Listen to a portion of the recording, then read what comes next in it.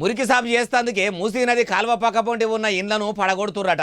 అక్కడి బాధితులకు double bedroom ఇల్లు ఇచ్చినాకనే వాళ్ళ ఇండ్లను పడగొడతాము. ఇప్పుడు ఉత్త సర్వేనే చేస్తున్నామని మంత్రి పొన్నం ప్రభాకర్ సార్ అనే కదా, ఇప్పుడు మళ్ళీ ఎట్లా పడగొడుతుండ్రు అంటారా? ఏమో మరి, అన్ని ముచ్చట్లు అరుచుకుందాం పారి. అగో గోడలు ఏం లేకుండా నేలమట్టం చేసిరు కదా.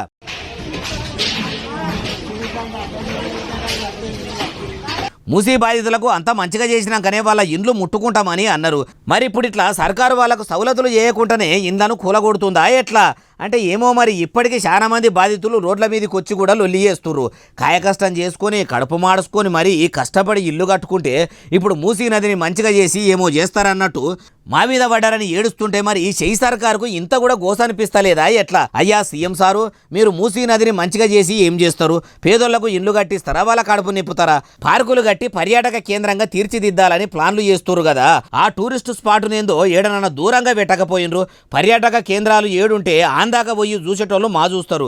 గాయగురం చేయకుండా ఇట్లా గరీబుల ఇండ్లను పొతం పెట్టుడు ఏంది? మొదలు బాధితులకు పాయమాలన్న గట్టియక ముందే కూడా ఇట్లా కూలగొట్టుడు ఏందో మీకు ఎట్ల న్యాయం అవుతుందో ఎట్ల జయమవుతుందో అని సర్కారుకు సాపెనలు పెడుతుండ్రు బాధితులు.